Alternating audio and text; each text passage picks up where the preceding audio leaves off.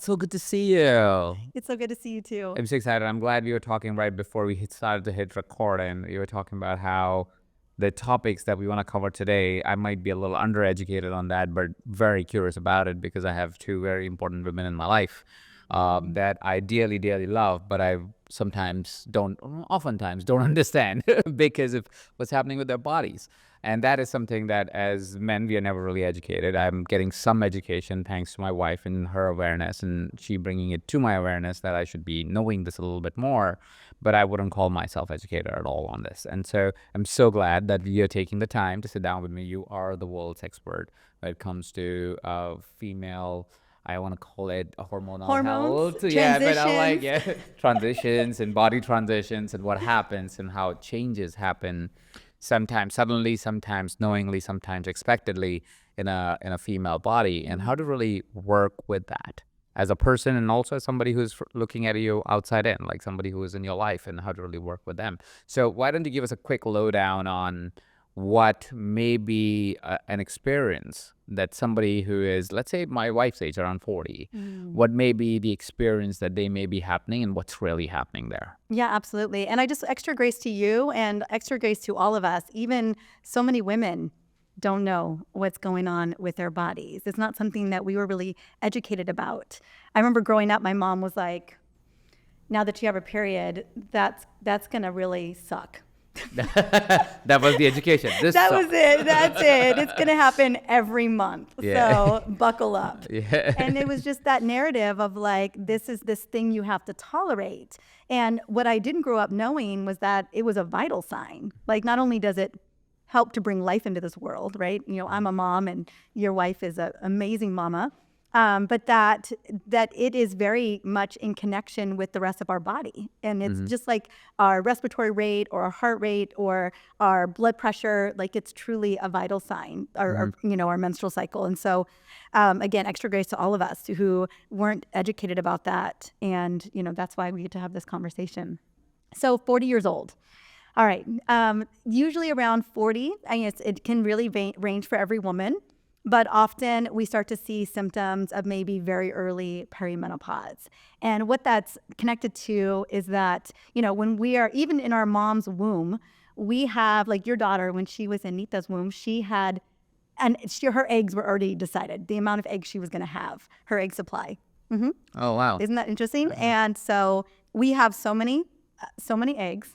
And throughout our menstrual cycle, throughout that reproductive time when we're in childbearing, we go through them, and even by the time we get into puberty, we only have, I think, 30% or 50% of what we had when we were born.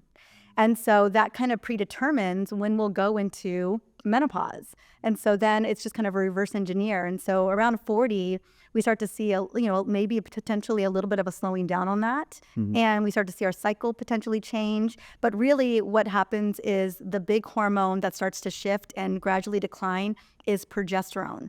So women will notice they have less bandwidth. They're a little bit more irritated. They're not sleeping as well. Things that used to come super easy to them, maybe they have to effort their way through it a little bit. Things can feel a little bit more stressful. And so it can feel like the daily pain points of everyday life, but it just feels like you're up against your edge more. So that may be something that could show up for a woman in their early 40s. Okay. Yeah. So it's basically a decline of a hormone called progesterone. Yes, that's the first hormone that's going to drop. Also, there are many that will drop. Yeah. Okay, cool. Before we get into the others, Yes. because I'm guessing different not symptoms, but I don't know, different changes would happen based on the hormone that's declining. Can it be replaced? Yes, it can be replaced. Okay. In the sense that, you would have to bring in exogenous hormones, meaning bioidentical hormone replacement.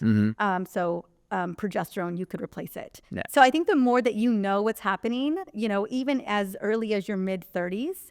So if natural menopause can happen anywhere between 45 and 55, and perimenopause, which is the descension. So most of us will go through perimenopause. All of us go through puberty, and that's kind of the ascension into childbearing years. And then, based on the number of eggs we have, That's kind of when we start that descension. And so it can happen as early as our mid-30s. But for most women, between 40 and 44 is when they'll start to notice some major changes happening. And that is due to that progestation hormone, progesterone.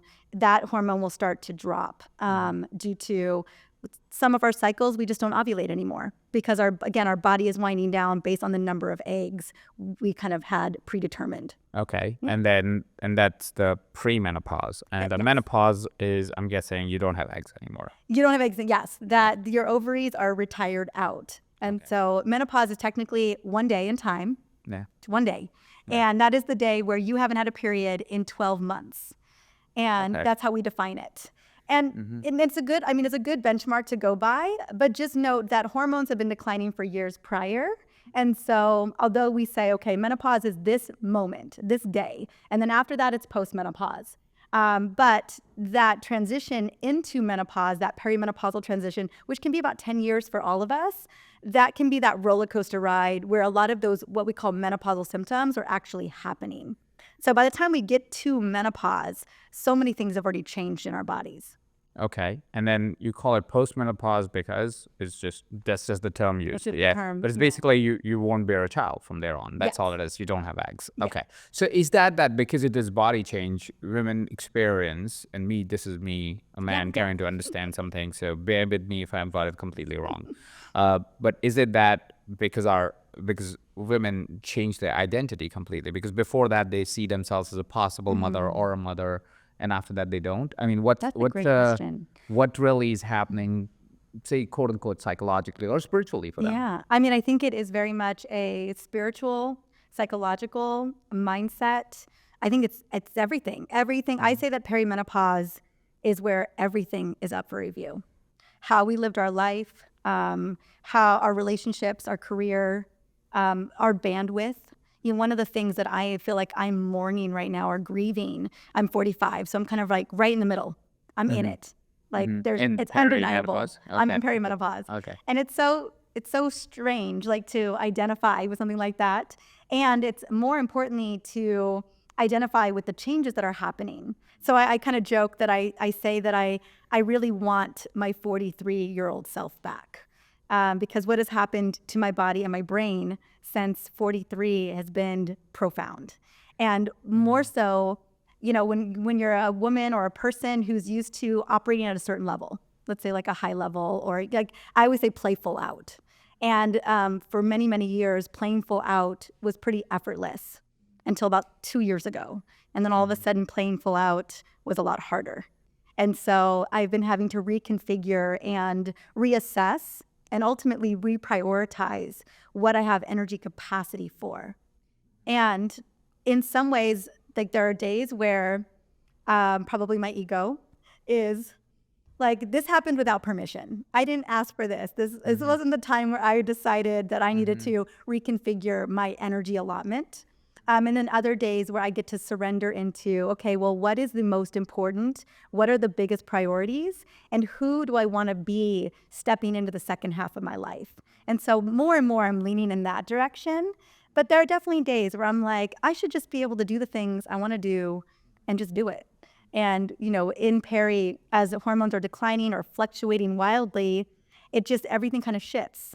And so I think for women, it's an opportunity to really take into account what you really want moving into that next phase, what is of greatest priority to you, and what's a non-negotiable versus what you can let go of. And there's probably things that I've said yes to, like obligations and things that I probably shouldn't have, but because I had capacity for it, I just did.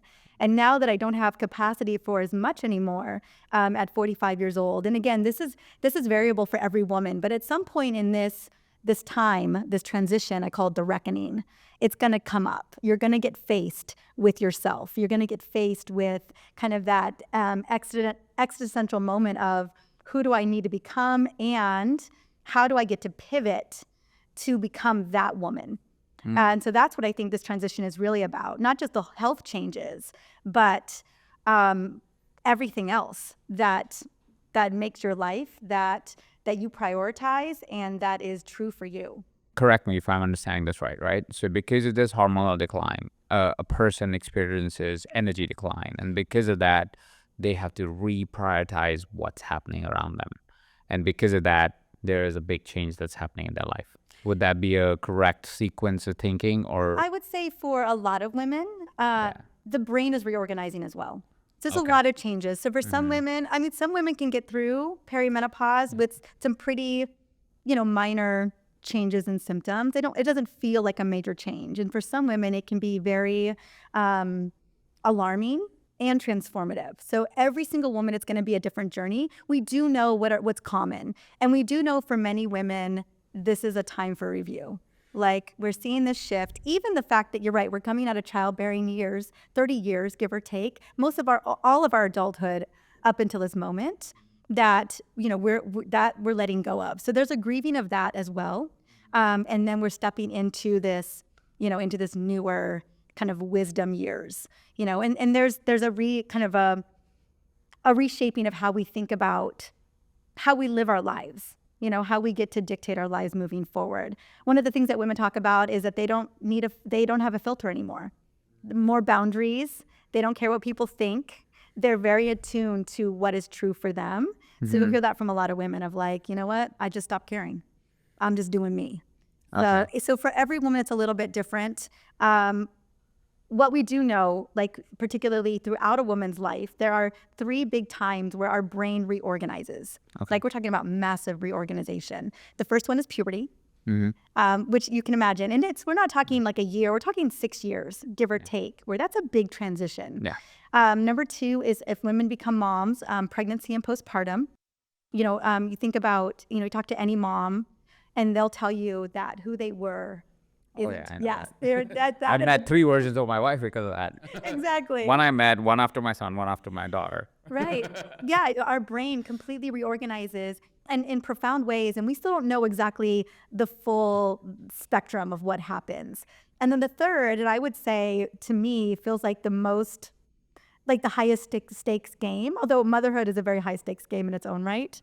But the third is perimenopause, as we are gearing up for menopause and postmenopause and beyond, and so that brain reorganization is very different in your 40s than it was when you're 12.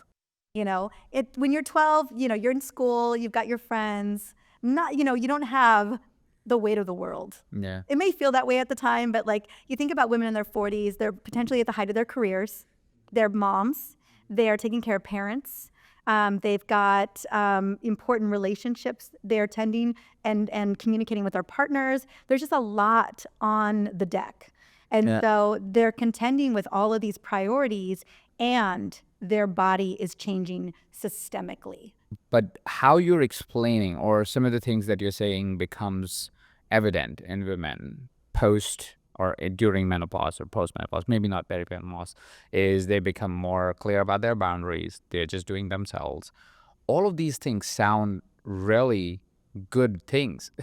Like, from my point of view, like I hope we had this sooner. I mean, I'm not saying that, like nobody, I don't want to take anybody's childbearing years, but it sounds like actually a good thing. But often I've heard in society as a bad thing. Like, people go like, I've not really experienced any woman like this in my life. So I can't even distinguish between a person that is pre, peri, or post. Like, I have no idea, because to me, all of them, I meet them as they are. Yeah. I have not been able to personally see a distinction, and maybe because I wasn't noticing.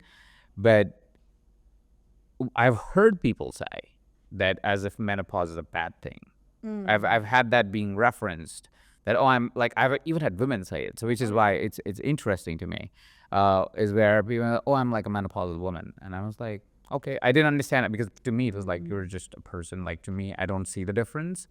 But I've seen it being used as a negative term. Is that true, or is just some people I met were wrongly thinking about this? I mean, there's a stigma associated with menopause. We live in a very ageist society, where women who are younger, like, we're valued for our youth, and so Okay. that's what it is.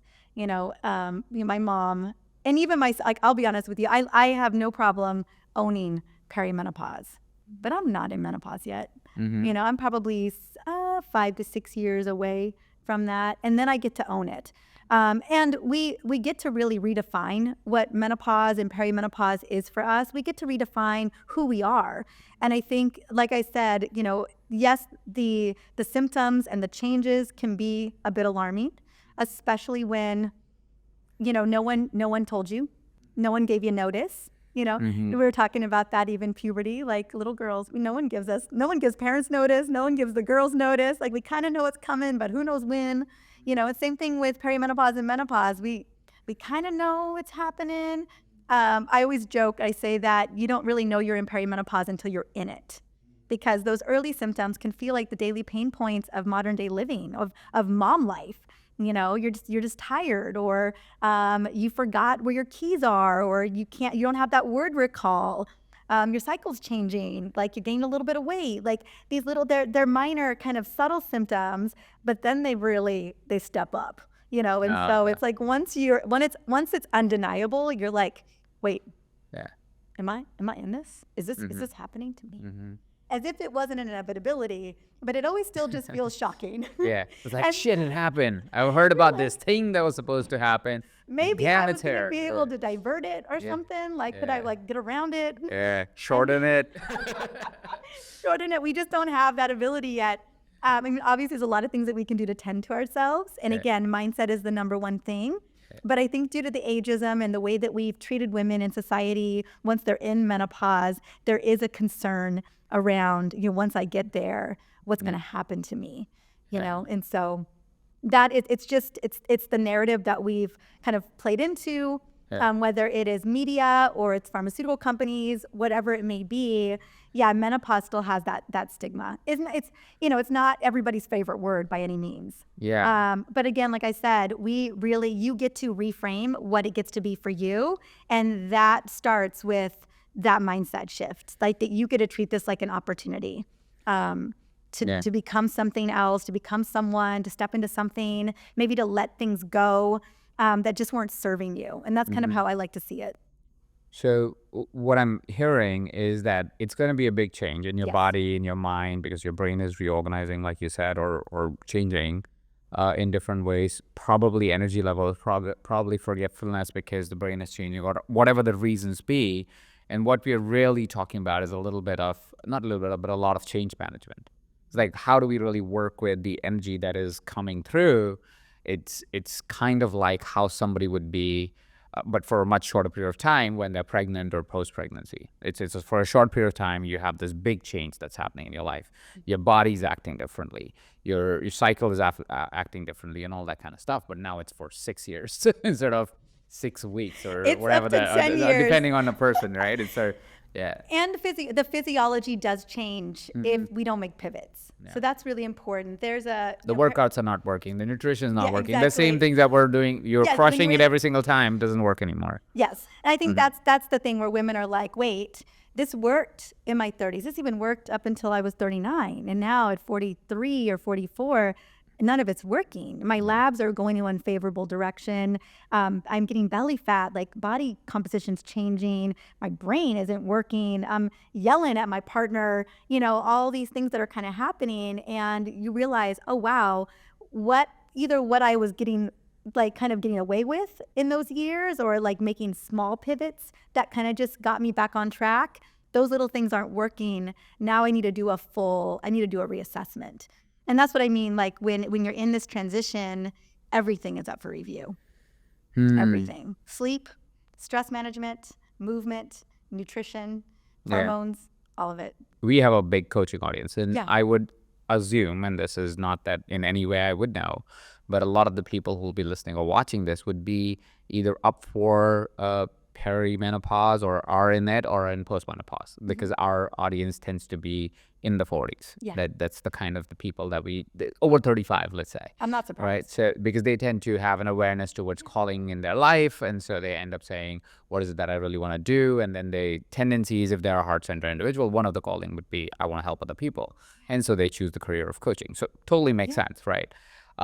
But that effectively means that they might also be coaching such individuals who are in, perimenopause or postmenopause or in premenopause or whatever this cycle is called.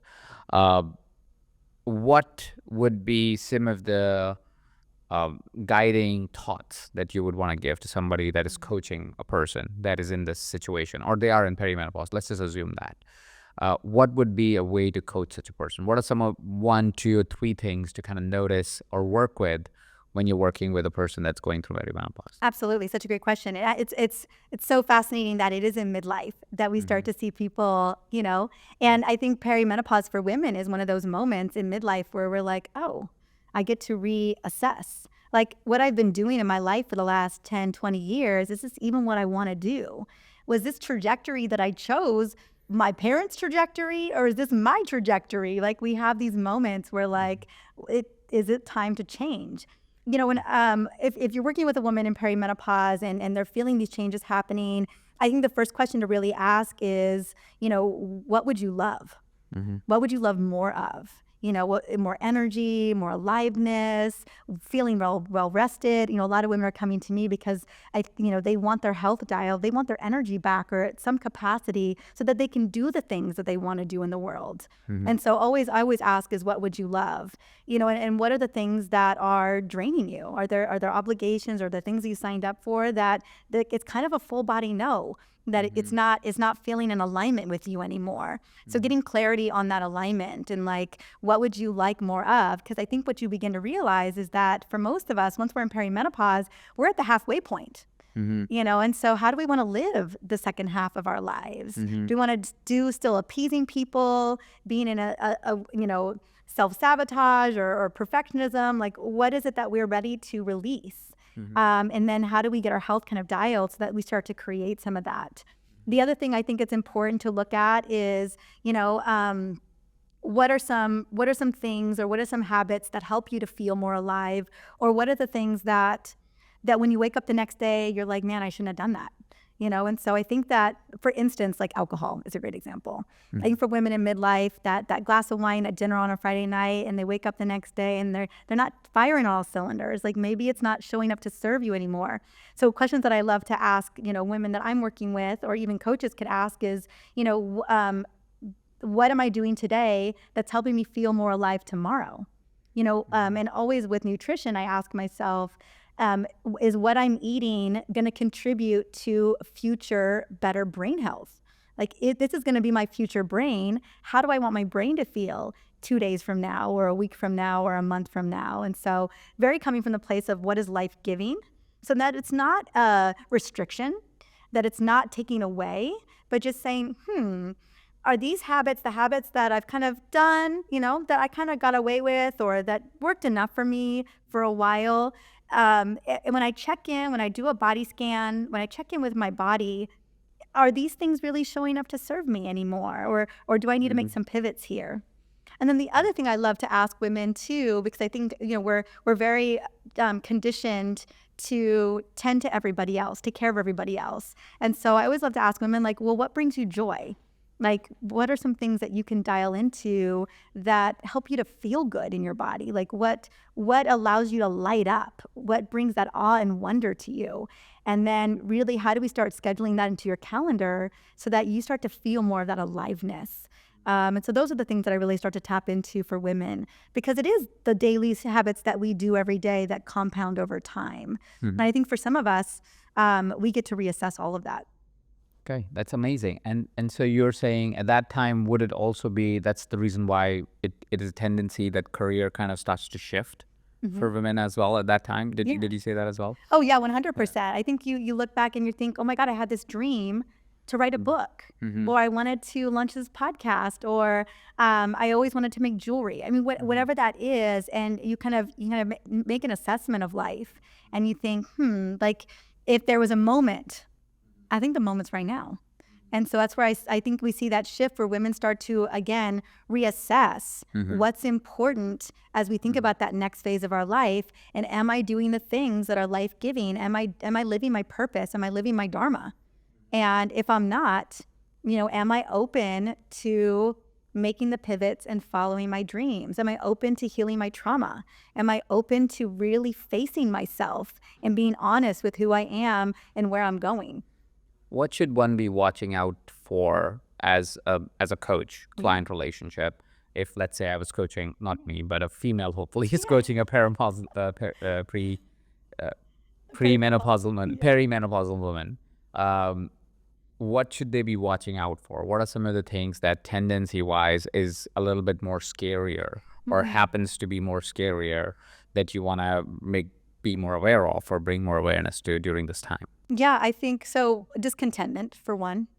Feeling very frustrated, discontented, maybe overwhelmed by all the things you're doing, like a sense of overwhelm. And, just a deep, like maybe it's a sense of like urgency and obligation. Like you're just operating from those places. And that's just an exhausting place to, and it probably isn't bringing a lot of joy. And so if you see a lot of that coming up, and I know because I feel like I've been that woman, just kind of asking those questions of like, okay, well, really digging into, well, what are the things that are causing more frustration, or what are the things that are discontented? What do you feel like you have to do versus you get to do? And so kind of unlayering that. And I guess a lot of that could be based on belief. I think a lot of how I still operate in the world is based on belief and adaptations from when I was a child. I think for a lot of us, that's it. But I think that in perimenopause, all of a sudden, it's facing you, like it's on the table, and you're like, okay, I get to go. I feel like perimenopause is a cross in the road. Like you get to go one way or the other, whether it's your health, it's your mindset, it's your career, your relationships, like you're going one way or the other. And if you can treat it as such in that moment, then you really get to be intentional about your path. And so I think it's really digging into what's that intentionality, and why is it that you're saying yes to this over and over again? Where's the root cause around that? And what would you rather be saying yes to? That's what I would be digging into. I mean, obviously for me, I'm more health driven, but I also want to find that through line of is your health being dictated by beliefs? Like, are you running yourself into the ground? I mean, perimenopause in a lot of ways, that transition, it kind of ratchets up everything, like how you've been operating, the way that you've been, like if you were able to kind of like manage it and shove it over here, like you may have a couple more hours of sleep, you could just deal it. Yeah. There's no escaping. Like it's in your face, and you get to decide in that moment where you want to go. And so I think that's what perimenopause really is, how it's such a beautiful opportunity is you can't sidestep this anymore. You have to hit it head on. And from that moment, you can say, wow, you can create resistance around that and just say, I'm just going to plow through it anyway, kind of see what happens on the other side. Or you could say, okay, I'm surrendering to this. I'm going to listen to this. I'm going to dive deeper and see, is it beliefs? Is it an adaptation that I grew up with? Do I really need to be in urgency? Or do I really need to be saying yes or doing all these things that I have to do? When my body's telling me no, like, you don't even have capacity for this anymore. And then if you're able to look at that, then you have a really deep conversation with yourself, getting to that deep trust of like, well, what do I really want to call in? And so that's where I think this is such an opportunity, but it kind of feels like a Mack truck moment. Like you're kind of forced with the opportunity. Versus, could we have made those changes in our 30s or even our 20s? Yeah. It's like you could only have ran so far until you hit.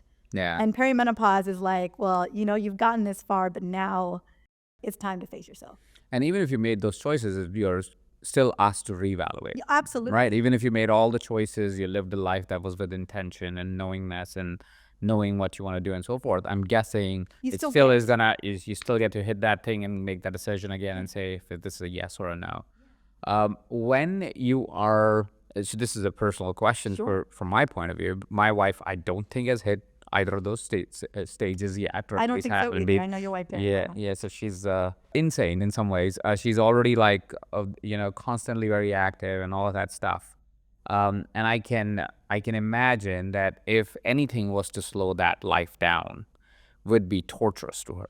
That's what I would think, right? This is totally me projecting into her future. I don't know why, probably for my own benefit, which is what's coming next. And I think that because she's such a active, such a fun-loving, such a everyone person, I can only imagine how restraining it would be for her to be held back because of, a hormone going down or whatever it is, And so what is it that I can do as a partner to support a person, my wife, quote unquote, that is going through a big change in their life, like menopause? Yeah, and I'm in it, so I can absolutely share with my partner. In this transition, it can really be cycle dependent, and so there's two phases of our cycle, kind of that follicular phase, and this is the kind of what your life feels like she's operating in a lot. She's big energy, confidence. I always say everybody wants day 12 us. Date of the cycle. It's like 2 days before ovulation. Like we are the most gregarious, we're loving, we feel confident, we feel sexy, like it's that energy, right? Then you have that second phase, which is that luteal phase, that, especially that week before your period, where you're more inward and you're a little bit more, that's where PMS comes in, and maybe you feel less resilient, you feel a little bit more tired, maybe a little bit more anxious or more moody. And so in perimenopause, a lot of that gets kind of activated. Like it becomes a bigger, like it's more of that. And so I'm pretty good most of my cycle up until about 5 or 6 days leading to that. And it's just a more elevated version of what it used to be. Pretty subtle back in the day, but now it's like front and center. So I track it. I track all of it. I know when it's happening. And I just give my partner a heads up. And so some nights, if I don't have a lot of bandwidth, I know you guys, night routine, it's a 3-hour affair in my house. And so my husband will take the bulk of that from me. He'll just handle it. He'll just take care of our son. And so it'll be those kind of things where I'll carve in more space, more alone time for myself, more self-care in those days. And it doesn't always work out that way. Sometimes I have a big speaking gig or I have a big podcast interview, like it's just the way it lands. But I do my best to communicate with my partner and find ways in which we can create more space for me and create more self-care for me in those moments so that I can create more resilience. Yeah, because I'm definitely more run down in those days. Okay, so you're saying for that season of perimenopause, right? That's what you're talking about, right? Yeah, I mean, or just generally? in 10 years, I mean, even for any woman's cycle. Well, my wife is constantly on day 12, so I have no idea when she goes through anything except when she tells me. I was like, oh, okay, then it's understandable. Otherwise, it feels like she's on day 12 every damn day. Every morning is the same. Super high energy, very confident, sexy as always. So it's very hard to detect from her. So yes, yes, so for perimenopause or in any day-to-day, you're saying having the awareness or bring the awareness to your partner, and the partner's job, say, quote unquote, my job, is to say, okay, what can I do for you today? Or it's obvious for everyone? No, I mean, I think it's asking. Yeah. And I think as a mom, women and moms, we hold a lot of mental bandwidth, for our partners, for our families. And again, it can feel very automatic, just like for your wife, very automatic, right? She holds that space and she holds that bandwidth and the mental load of all the things like scheduling and getting like, I'm getting nannies set up for a trip we're going on, what I'm saying? Like there's a lot of, I'm ordering shoes over here, I'm like making sure. The 10,000 items at the same time. Play dates are getting scheduled, the whole nine. And then when I have those harder days, because my brain's reorganizing and my hormones are shifting and declining, and yes, I'm using hormones to manage that. I ask very nicely. I'm like, Alex, can you take this on? Can you hold this for me? Can this be the thing that you get to carry? And so we're really good about really communicating consistently about, oh, right now I don't have the same bandwidth that I had a couple days ago. Can you take this on? And so giving more of that mental load over, I think can be so helpful, at least for me. And it is very alarming, very disconcerting, where I'm so used to that, holding that mental load, and then all of a sudden I can't. And for me, there's days where I'm super frustrated by it, and I try to do my best to come in with like compassion and grace, and then really ask for help. Even though I was a woman who didn't have to ask for help for so long, I could do it all. I was a superwoman, but I'm super okay with getting help. That's amazing. That's amazing. So what would it be that you would like to share with, say, anybody that's listening right now as cliff notes to our conversation today, as a woman that might be going through it, or as a coach that might be working with a woman that's going through it, or somebody that can expect it in their life anytime soon, what would be the cliff notes? Hey, these are some things to kind of consider. Yeah. The first thing is that menopause is inevitable. We're all going to go through it, women. But suffering is optional. Number two is that you get to pivot. Like, we are the CEO of our health and our wellness and our lives, women in particular, more than anything. And we get to orchestrate that. We get to own that. We get to celebrate it, and we get to pivot with it. So just know that pivots are coming. And the more that we can embrace those pivots, the better off we're going to be. That perimenopause and menopause are truly a life game, and mindset is everything. And that every woman is worthy and deserving of feeling healthy and amazing in their body. And it's really about listening to our body and, again, making those tweaks and changes so that we're thriving in this beautiful continuum that we get to live in. Beautiful. How can people know more about your work? Women who are going through it, or coaches who want to learn more about it, how is it that they can know more about your work? Yeah, and my website's drmarisa.com. My podcast is Energized, and it's all about women in midlife. This is what I do all day, every day. And then on Instagram, it's at Dr. Marisa as well. Oh, amazing. Thank you very much. And what is a final thought that you want to leave somebody with? Maybe a lesson from life or perspective that somebody should consider that is listening? I would say that the lesson here is that if we can trust our authentic self, if we can really trust our bodies, like, that is going to be our North Star. Like, to me, when I started trusting my body, it was very clear what I needed to do next to really thrive in my body. And I think we've been taught to not trust our bodies. And so lean into that. Perfect. Thank you so much, Dr. Marisa. It was great talking to you. Yeah, it's so fun.